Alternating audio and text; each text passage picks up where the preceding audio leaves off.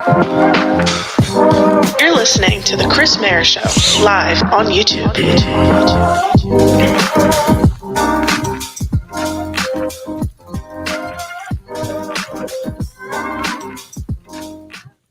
All right, what is up, everybody? Welcome back to the program. It's been a bit. I was on vacation last week. A couple of different things kind of changed as well. Excuse me, but we're back, we're ready to rock and roll, and both of my guests are here. So let's bring them in. Here we go. There he is. Switch this over.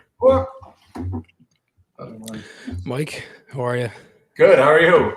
Good. Special guest here. Oh, hey Cole, how are you, man? Hi. Good. How are you? Good. So we got Mike and we got Cole in here tonight. A lot of different things we can kind of talk about here. So Cole, we can start with you, I guess. First of all, congratulations on getting drafted. I've been doing this with your dad for a little bit. It's been a lot of fun, and I was super pumped to see you get drafted as a Flyer. He'd mentioned it to me on the show as well, so it was pretty cool to kind of see that play out. Yeah, it was. It was really cool, especially it being the Flyers and the history. So it feels really good. Yeah, for sure. So for you, just kind of take me through that. That whole experience, like what was that like? Where were you? Like, just for you, like what was kind of going on in your head? Yeah, on draft day, I decided not to go to the draft, and I stayed at school, and I was at Notre Dame. We're taking classes, so I was actually in class, and my teammates had it up. They were sitting next to me in class, and they had it on their computer, and I kind of wanted to just not really worry about it, and just kind of do my own thing. So I was doing my schoolwork, and then I got a call, and I just kind of walked out of the classroom, and then so it was a different experience for most people, but it was good. Yeah, no, that's awesome. I mean, it's definitely something that you'll remember forever. You were at development camp. How was that? How was that experience? Coming to Philly, I know it was kind of probably a lot of memories. From when you were younger, but just kind of take me through that. Yeah, it did bring back some memories. I was young, but I still remembered some stuff about the rink, and it was really cool to see all the people involved and see some of the fans watching, and just kind of put on a Flyers jersey. It's a good experience, and I think it's the best part's knowing all the resources you have, and they give you you get people's numbers that you can reach out to if you need anything. So that's the best part of it to me. Yeah, no, for sure. I mean, especially because you understood the facility a little bit. You've been there before, all that type of stuff. In a couple days, World Junior Summer Showcase, excuse me. For you, what's kind of something that you kind of want to prove going into this tournament, and just kind of like going into Notre Dame? Yeah, I want to be a guy that's depended on in all situations. I think that's a big thing with me in the showcase. I want to win faceoffs and do the little things that help the team win. And then going into Notre Dame, I want to have a big impact as a freshman and contribute offensively and be someone that the team relies on as a freshman. Yeah, for sure. I mean, it's funny because I remember when I was talking to Mike, obviously your dad, right before a couple weeks before the draft, he was saying that you pretty much put yourself in the spot where, like literally nothing else could have happened, if you were to get drafted. Like, you put yourself in the best spot possible. Is that something that you would agree with? Yeah, I do. It was a really good year, and I think I did a lot to prove myself as a player. Mm-hmm. I accomplished a lot, and my teams also did well, which was the best part. I got to win a lot of games, and it was more wins than losses for sure, and that was the best part of the year. Yeah, for sure. Just kind of going off that, this one's probably for the both of you. So I'm sure as a kid and just growing up and stuff, you played a lot of hockey with your dad. Who's probably better at the four target corner shots? Oh, me. Shot accuracy, me. He likes to think so, but used to happen more of the day. Him now, for sure. Yeah, that's me. Okay, gotcha. And then last one for me, Cole, and then you're good. Thank you for doing this. I appreciate it. Just just, off the top of your head, what's a favorite memory in Philly kind of growing up with your dad playing here as with the Flyers? I mean, we were really close with our neighbors, which is something I always remembered, and I got to visit them in my old house when I went back for development camp, so that was really cool. And then I think just going to the games and kind of really falling in love with hockey and watching those teams, and yeah, just it was the first time I ever went to hockey games and remembered it, so that's the biggest thing. Gotcha. Okay. Awesome, Cole. Thank you, man. I really do appreciate it. Thank you. Thanks for having me. Of course. Thanks, Cole. Yep. Yeah. You can go now. Yeah, awesome. What's up, Mike? How are you, man? Oh, good. It's been summer and just kind of, like you say, draft and vacations and, just kind of being out of town and that. So it's good to be back here, but it's a busy time of year. And obviously the NHL goes a little bit quiet. There's some minor stuff going on, but all the free agency's done. And, it's kind of like a quiet time right now for everybody. There's probably some GMs who actually get a chance to go golf or take a little bit of time for themselves and their family at this point. So it's kind of quiet. Yeah, no, for sure. I mean, we're kind of in like the kind of the dog days of the summer a little bit. So obviously a lot's happened since we last spoke. We last spoke before the draft. Your son gets taken. Just a quick question on that. What was that like for you? I'm sure, obviously, Cole had his side of it. What was kind of your side of that whole thing? How did you kind of find out as well? Well, it was a little bit nerve-wracking, because the year before things didn't go his way. He was passed over. And I think what we tried to do is gain a lot of feedback, like what was missing, what was like kind of the consensus and whatever he thought. And then others said, well, skating's got to get better and this and that. And we said, okay, well, he's still pretty young and pretty raw. Like, let's just give it a hot second here, And so right.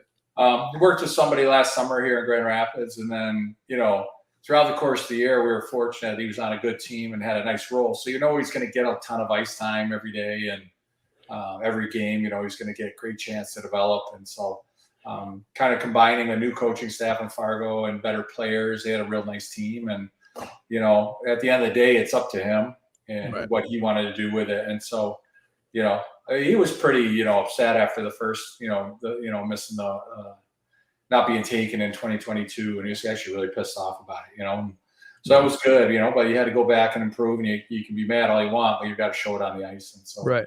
Like you touched on earlier in your and talk, he did that. He can't do anything else any more than what he did this year. So my wife and I were super proud of him. And we watched it at home in Grand Rapids. He's in South Bend. That's about 2 hours apart. Mm-hmm. And just some of the restrictions they have over school and missing class at Notre Dame became hard for him to go to the draft and make enough time at development camp. So you had to pick a poison a little bit, either go to the draft and, not go to camp as long, or, don't go to the draft and go to camp a little bit longer. So, right. We were ecstatic though when it was all over. More of relief too, Yeah. And so I got a text from Danny real quick before their, I think it was at pick 101 or something. They were 103rd, and so Danny texted me, and then it was super exciting. And try and record it on. We had a recording on the DVR, but you try and record it, with the phone or whatever. Everybody's reaction. Right. It was fun. Yeah. Nice. That's awesome. Yeah. So I mean, look, a lot's happened with the Flyers. A lot of different things. They took Matvei Michkov at number 7. I'm curious kind of what you think about this, and you might think I'm nuts, but there's been a lot of comparison of Michkov with Ovechkin. You're a former teammate of yours. Is that something that you think is maybe a possibility from maybe the clips and stuff that you've maybe seen from him or anything like that? Like, is there anything that leads you to believe that someone could be just like Ovechkin again? Yeah, I don't know if they're that close in size, right? I mean, he's not like super like hardy like Ovechkin is, right? No, he's not. Yeah. No. I mean, they're let's make. I mean, you can call that's a big reach, and obviously, why he dropped to 7. I mean, he's probably a top 3 or 4 talent, but he dropped 3 spots to 7. But I mean, why I think Philly's super happy is that he's a better talent. I think obviously everything going on geopolitically, made it really hard to see this kid this year, and the fact that he's tied into the KHL, it's going to be a while, so you can't get him right away, and teams tend to want their top, 4, 5, 6 pick, right now, and immediately. Right. So, it is, like Danny, it is a bit of a gamble. It's a waiting game, and kind of DC did it when I was there with that Kuznetsov and waiting for him a little bit. But, like there's going to be other, a couple draft classes going too. So it'll be a lot of guys coming in. Hopefully you get a couple more guys coming in at the same time. And Yeah. so I guess, I don't know, you got a crystal ball in your studio there. I mean, nobody knows, so, but I do, it's really hard to go see him this year. I think that scared a lot of people off. And, Yeah. I mean, a lot of people, 6 teams in the beginning, nor did anybody feel it was worthy to trade up far enough to grab him. So, Danny and Jonesy took a kind of a thing. They're going to wait and see and hold this kid and use him later. Yeah, no, for sure. I mean, and look, and that's the thing, like he fits our timeline. And the Flyers really aren't going to be competitive for at least 2 years. Could be longer. Depends on how this goes. I feel like there's a lot of different things you can think with this. Like, like the other 6 teams, like I think some of them probably could have taken him maybe as a reach. But again, it's like, like to me, I couldn't have seen Arizona taking him because, I think it's pretty known that he wanted to play in a type of market like Philadelphia, like Washington, like, Boston, New York, right? So, I mean, I feel like there's a lot of different things that kind of play into it as well, but it'll be interesting. I mean, these next couple of years, we'll see. A couple other things as well. The Flyers, they made a couple signings. Mark Stahl, Ryan Poehling, Garnet Hathaway, Stahl at 1 year, $1.1 million. Depth defenseman, veteran guy. I mean, it's pretty self-explanatory. He's played for Torts before. Poehling's on a 1 year prove-it deal. He's a guy that, former first-round pick that's bounced around a bit. And then Hathaway, he's like that, scrapper type that can score a little bit. Just any thoughts on them? Yeah, I mean, I think you touched on pretty good. Mark Stahl, 2 years ago, he was in Detroit, so we saw him a bunch here in Michigan. And he's just a steady, the Stahl name is just, basically it's just steady, consistent play. Yeah. All through the brothers, they just, do a real nice job, and they're great pros. And Mark's being brought in to be a good pro for the young guys, and, for the Cam Yorks and the Ronnie Adderts and guys like that when they come up and show them how to work and how to how to be a pro every day. And so, that's a good low risk signing for them, and he can handle Torts. He's not going to get all wound up about it, and kind of knows his role, and his, time's probably diminished on the ice a little bit. And he handles it well, and that's why he's, getting some bonus contracts here at the end. And then Poehling is, I think he was a college kid. He's come around, bounced around a little bit, but it's a bit, it's kind of a low risk signing again. And maybe the kid, he's looking at it as like, I got to resurrect myself here. Here's a chance.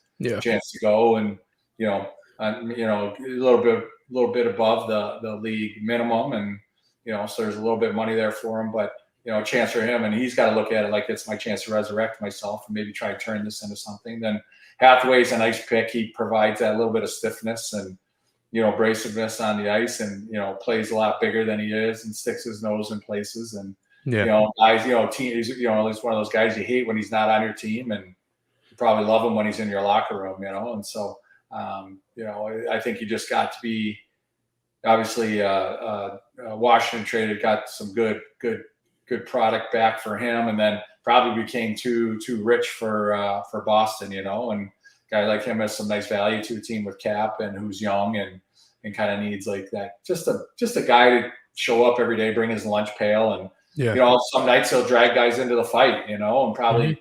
When fans aren't used to a team kind of playing it out and just not much happening, and you're kind of like watching the game twiddling your thumbs, like he's the type of guy that's got pretty good sense to know when to kind of like, okay, I'm going to make something happen here. Maybe bump a goalie, maybe do this, do that, something just to kind of get the crowd, see if you can't drag his bench into the fight a little bit.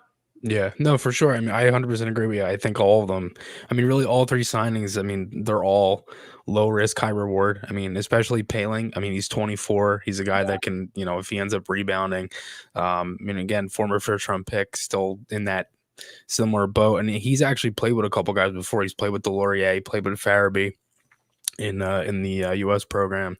And, it's interesting what you said about Hathaway too, because he's the type of guy that like, I feel like, he probably could have went anywhere. You know what I mean? Like he could have went to any other team. It definitely wasn't that the Flyers were the only one looking in on him. So to me, I look at these as just like, it's simple deals that can help out. And even later down the line, like again, like you said, like Washington trades them. I think they got a first round pick for him at the deadline. That's something that in a couple of years that the Flyers can get back to. So I mean, all of it is helping us now and then helping the Flyers later in the line as well too. So yeah, just it's Paling just a little more stability, up front. Mm-hmm. And he should be looking toward the Cates deal. If I can do what this guy did, maybe right, exactly. Close, maybe I can parlay this into something. But the other two are just good veteran guys, and they're they help move the fort down, and they're just guys that Torts you say lean on. Maybe he'll lean on them some days. He'll go after them some days. It's just and they've got enough thick skin where they can be like, okay, I get what he's saying. I'm not going to get all bent out of shape. I understand. Right. Where he's trying to take us, and he's going through us to get to the team. So, they're kind of willing to do that and kind of swallow that pill just to kind of help things move forward.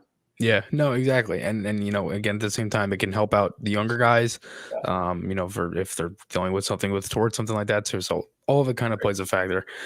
We talked about this before, about D'Angelo. He was rumored for the trade. That ended up not happening, and he ended up getting bought out. It saves the Flyers money now. It's like 1.6 and a lot of change for 2 years on the buyout. They got the second buyout window because Cates elected to not go to arbitration. He did, and then they ended up finishing it pretty quick. So without D'Angelo, and I'm curious kind of what you think about this too, because again, we've talked about this before about how pretty raw that their D is right now. If you're looking at the roster, and again, that was also before they got Stahl too. But you have Sanheim, Ristolainen, York, Walker, Stahl, and Sealer, and then you have Zamula. Like it's pretty raw, and I just feel like there's going to be a lot of people, and me myself included, I think too, that are probably going to be like, it just doesn't seem like the defense is really going to hold up for much long as the season starts. Yeah, you feel like it's not super sexy, right? Like it's like not necessarily like, if you're forward on a team, it's not exactly putting the fear of God in you when you're coming out of the ice, Right.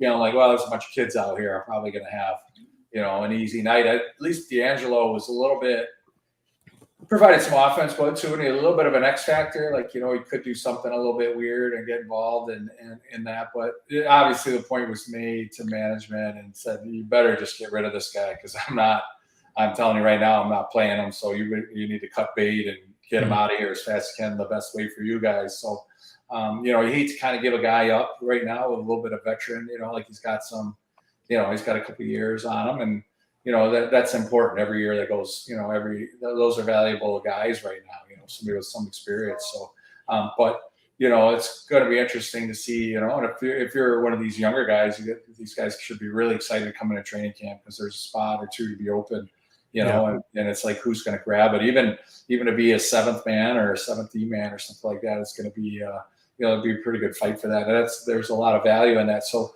for all those young guys, it's certainly like the door is open. It's just like, who's going to get through it, first, or who's going to get through it and then shut it behind them so nobody can catch them. So there's room there for them. Unfortunately, is it going to end up in a lot of goals against? Possibly, but for those guys, it's a good chance for them to get in the league and get their feet wet again.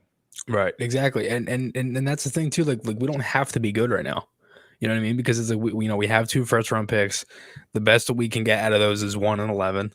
If obviously that's pipe dream, but I just look at it like I just feel like there's a lot of I just don't know, especially with the Provorov deal. When they traded away him, it's like, who's going to take those minutes? Because he's a 26, 28 minute guy, and obviously you played in the league a long time. Like, you need guys like that to play those type of minutes. And they don't have anyone to do that right now. Yeah, you kind of, that's a deal that wasn't, kind of forgotten about already, but yeah, I mean, that guy could eat minutes, right? And so that's gonna be a big gap. And the unfortunate part is that's got to get spread out somewhere else. And it doesn't sound like, I mean, Mark Stahl can take some of them, but but you'd love to have another 2 or 3 guys that you could split that up with, and then just be much stronger as a group. So yeah, it'd be interesting. It's not that you could work a trade or something in preseason or something, and I don't know if anybody should hang their hat on that, but yeah, it's it's going to be young. It's going to be, there'll be some nights, where you're walking away, scratching your head like, holy cow, what just happened? And the coaching staff, it'll be on them to really try and get those guys up and running and do the, try and push them ahead of schedule, where they probably should be coming in timeline wise, and their ability. If they're predicted to be a regular in 24, well, you're going to be a regular halfway through 23 right now. So it's so coaching staff will push them ahead. Yeah, no, for sure. Last thing I got for you, Mike. Cam York signs Noah Cates. Both think the 2 deals. York 2 years at 1.6, and then Cates 2 years at 2.625. Kind of similar. We talked about that with Paling as well. Any quick thoughts on these? No, I mean, you need some guys that can play right now, right? Frankly, you need some players that can play in the NHL, and so. Cam York, again, these little doors that open for some of these young defensemen, it's okay, so now they're going to give you a nice entry deal, you're on your second contract, a little bit more money, and see, and try and give you the responsibility as well. Kate seems to be a little bit, a little more proven as a forward or whatever financially, or showing that in that respect. But, again, these are great deals, and you need guys that, that they are, York is a first-round pick, and Cates is a later pick, but he's proven to play. So, you do have to allocate some money to these guys and let them play, and hopefully, they can outdo their contract. That's what some of these young guys, you just hope that right now in a year or two, you feel like, holy cow, we just underpaid this guy. That's a win. That's a win for the player. It's a win for the team that a player can use it as ammunition and say, hey, you've underpaid me, and I got a lot more room to grow, and you're going to pay me accordingly. And the team's like, yeah, well, we got 2 nice years out of you. And if we think you're going to be a player, we have no problem playing you or paying you. So, I think for those guys, it's certainly a chance to come in and play every day and really establish himself, not only as Flyers, but, like as everyday NHL players, and then see where they end up going from there. Yeah, exactly. I mean, and again, you still have to sign Frost. You have these 2 guys, and it's just like you said, like, if York ends up coming out and he plays like a first pair defenseman, the Flyers will have no problem paying him that, and same thing with Cates too. So it'll be interesting. Mike, thank you so much. Thank you for helping me get Cole as well. That was great. I really do appreciate it. Always good hearing your insight, and I'll talk to you next week. All right. No problem. Thanks, Chris. Yep. All right, see you, Mike. buddy. I'll see you. There we go. Awesome. Let me switch this back over. There we go. Yeah, that was great. Thanks again to Cole, and thanks again to Mike for helping me set that one up. I don't have much else for the rest of the show. It's kind of been dead. It's been a lot of, kind of thinking and waiting and what's going to happen, and all this type of stuff. Again, the call line is open, 267-939-1216. I'm trying to get my notebook here. Again, 267-939-1216. Jeffrey, what's up, man? Thank you for tuning in as always. I appreciate it. Hope you're feeling better. My dad, what's up, Dad? I was impressed with Cole in camp as well. I thought he looked really good. Mr. Twister, what's up, brother? Thank you for tuning in. Yeah, we'll see. I mean, it's been interesting. I'm kind of curious what's up with this Frost thing, because I'm getting a call actually. Sean, is that you?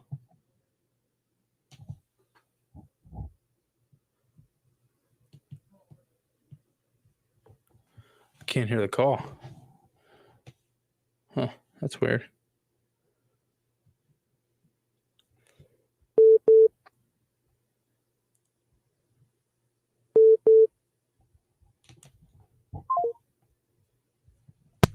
Huh.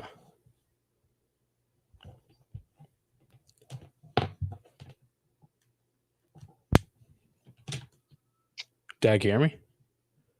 Yo, what's up? Hey, what's up? Go ahead. Nice interview with Cole there. Thank you. Sure was tough getting him on, with considering it his dad has a segment on your show. All right, look. Like you said, there's really not much to talk about. I just want to go back what me and you were texting each other last night. Well, you should have been working hard. we were texting What do you mean? about how excited we are for the season. Oh, yeah. Go ahead. All right. Yeah.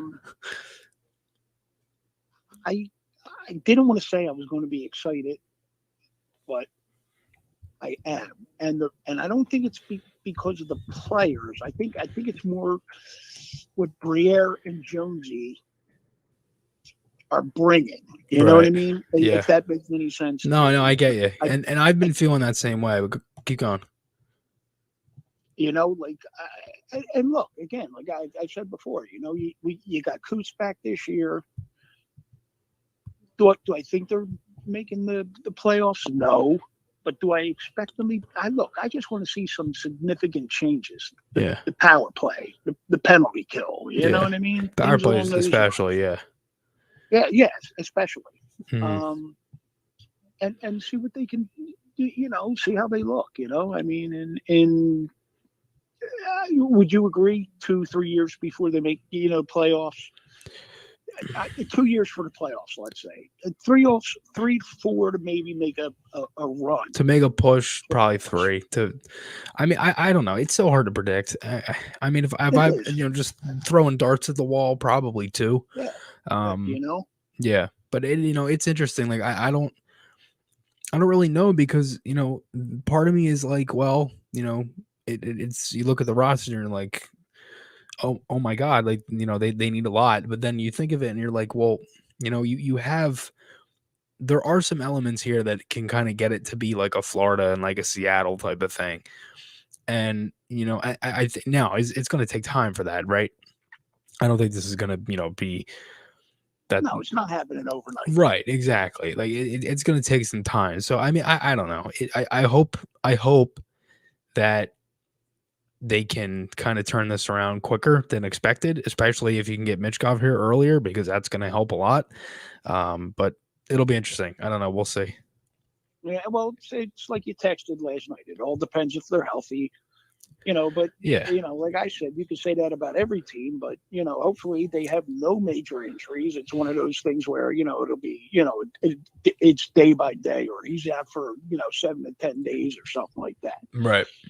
Not out indefinitely. Right, exactly. That's and that's been the problem the past couple of years. All those injuries that have been 7 to 10 days or a week or day to day, they've turned into month to month or out for the season. You know what I mean? So that's been the unfortunate part of it.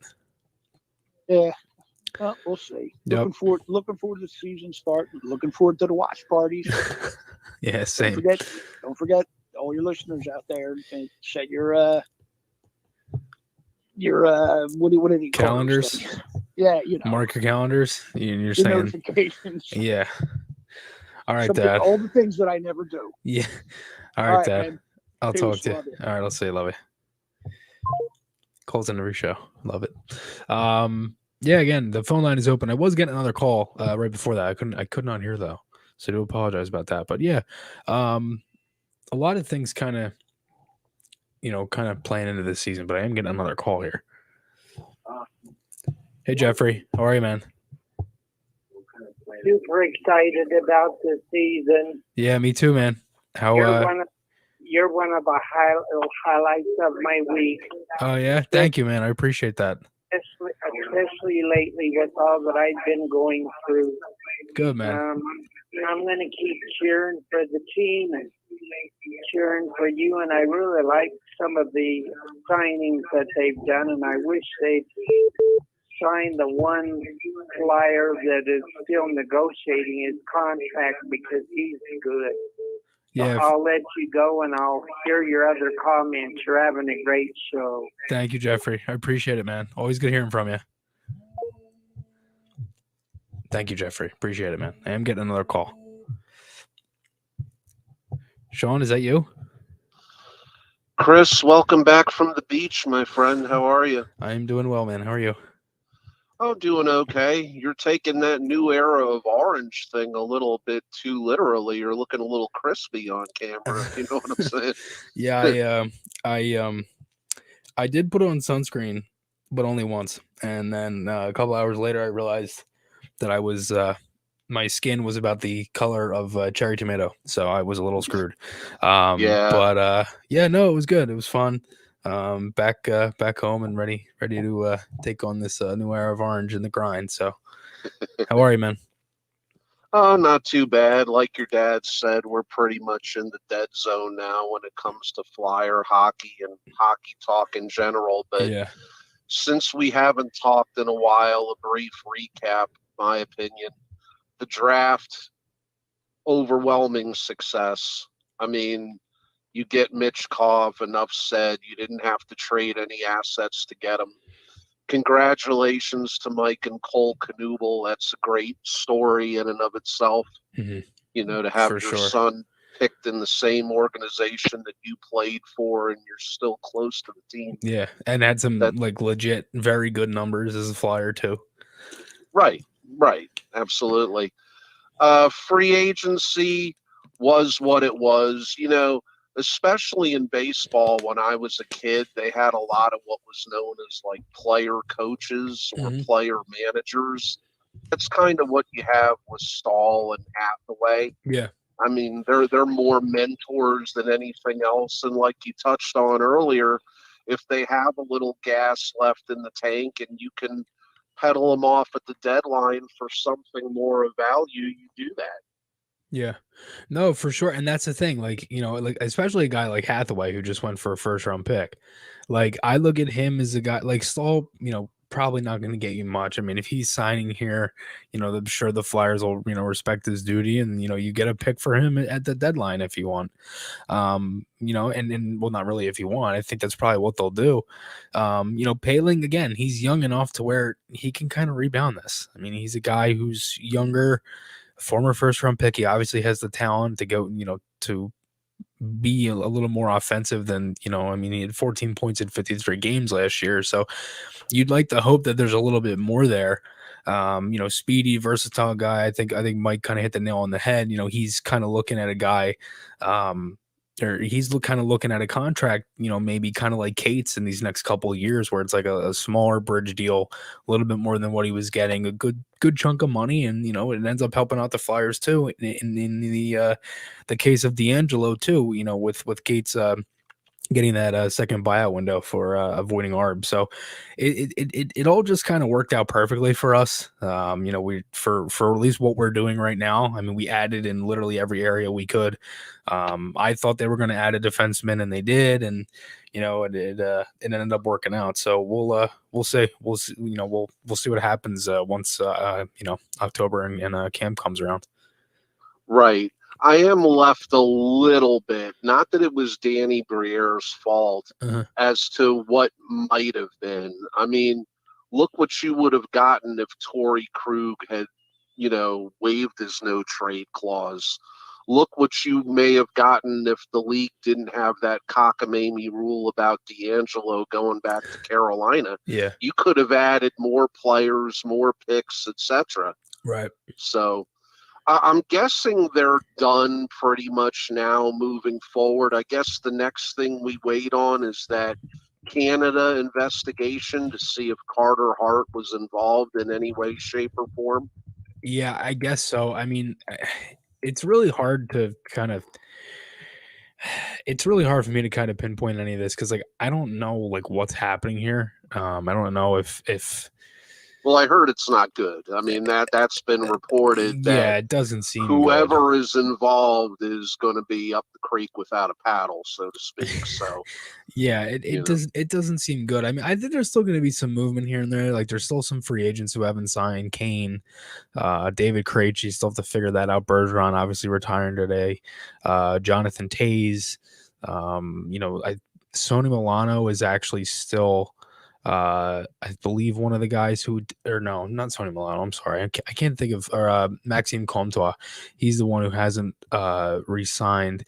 There are some other ones as well. You still have to figure out what's happening with Tarasenko. Like there's still a lot of different things that's kind of going on here. So it'll be interesting these next couple of weeks to kind of round out, the last week of July and then going into August here.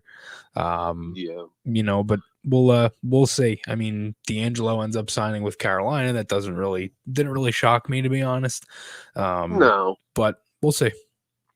Yeah, I mean, in closing, just for the year in general, I mean, it's kind of, at least for me, a weird feeling as a Flyer fan. Yeah. Like, you really don't, I mean, besides not having any expectation, it's just like whatever happens, happens. Because other than injury, look, if they go out there and lose pretty much every night, you're still gaining because you're gaining draft capital. I Right. mean, the Exactly. defensemen And are supposed to be better in next year's draft, I believe.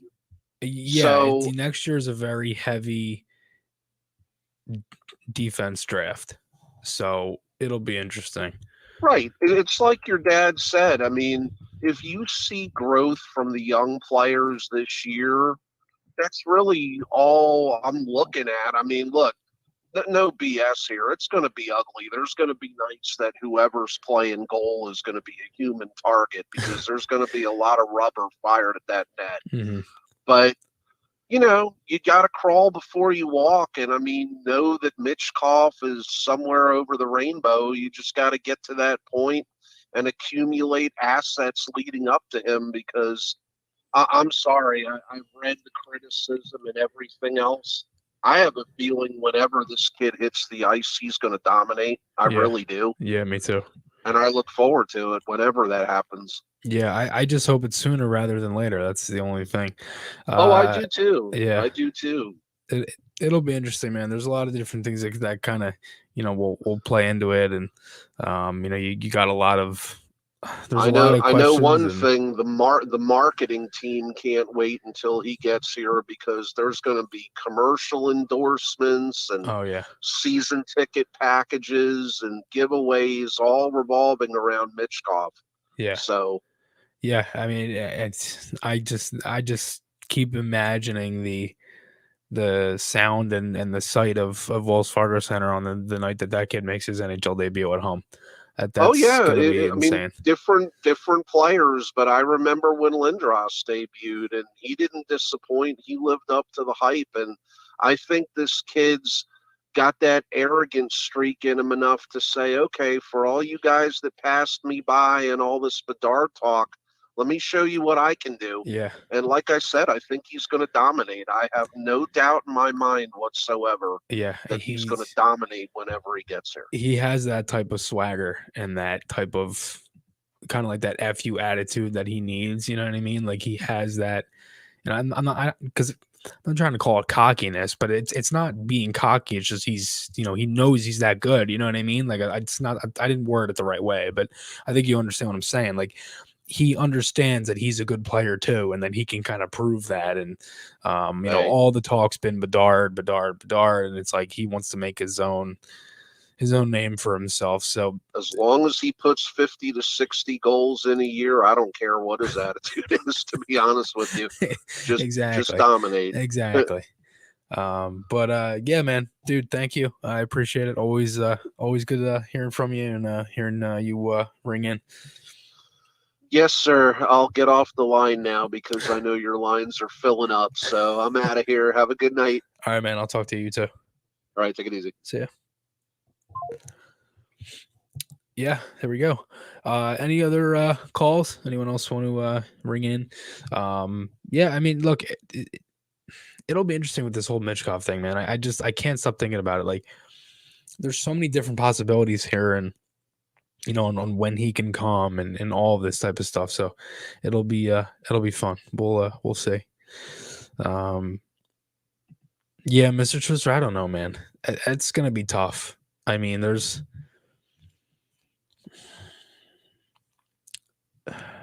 a lot with that. I'm not sure. Jason, what's up, buddy? How are you? Said he'd bring it's okay. No problem. I understand. NJ Dave, I don't get it.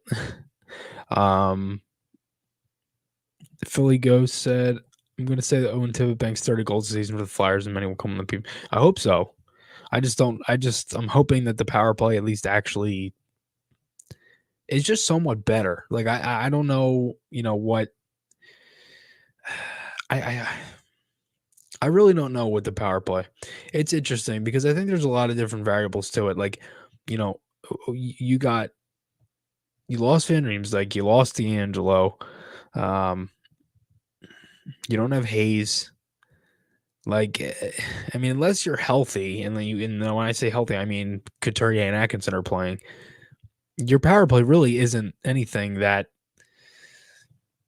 better. You know what I mean? It's been just crap for these past like 2 years. It's been nothing. You know, it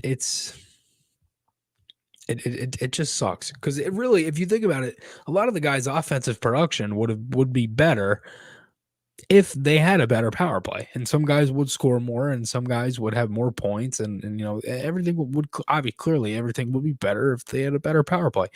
But their power play, you know, the last 2 years, 32 in the league, like it's not good enough, and you know, just if not this past year, but the following year, 2021-22, if they didn't have the last game of the season, they scored 2 power play goals. If they didn't do that, their power play would have been like, I think it was like 11%, something like that. When are they going to dump Ellis's contract? I'm not sure. It's interesting, Dave. I don't know. I mean, I'm under the impression that the guy's never going to play again. I mean, we haven't heard anything about it. I think there's no reason to not think that way. Like, I don't know. It's really hard for me to think that he's going to be here or at least play again or anything. Like, I don't know. It's hard to tell. I'm hoping soon though, if they can move it. It's a lot of money that kind of goes off the books, and you know, we'll see with this Frost deal. I'm hoping Frost is around like probably three or 4 years. But I know 3. I know I said 3 before, but I thought about it like kind of it runs him up until he's a UFA, so it's not the best kind of scenario. So I'd rather probably 4 is probably better. 4 years at 2.7, something that I think that's what Newhook got 4 years at 2.9, and Frost put up more points than Newhook. So that's probably my guess with this whole thing is like, you know, there might be something with that. I don't know if the Newhook thing. I've also heard that it could be a 1-year deal again. So I don't know. I mean, I think Newhook is a good comparison towards it. You know, we'll kind of see what happens. Ellis is 6'7", 6.5", something like that. Yeah, LTIR 6.25 for the next 4 years. Oh my god, that contract's horrific. And he's like never gonna play again. I just don't understand. I don't get it at all. I really don't.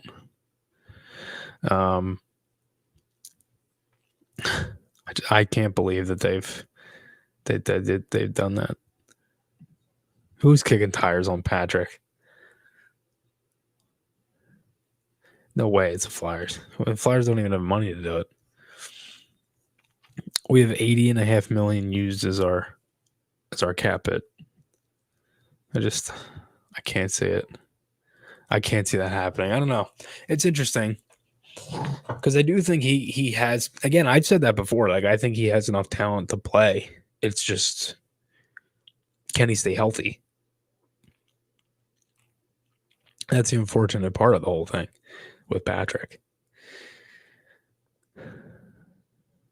Yeah, Jeffrey, that's a good point, man. He could kind of take that place of Giroux. Yeah, I mean, he's going to be a fan. I mean, he kind of already is a fan favorite if you think about it. To some people,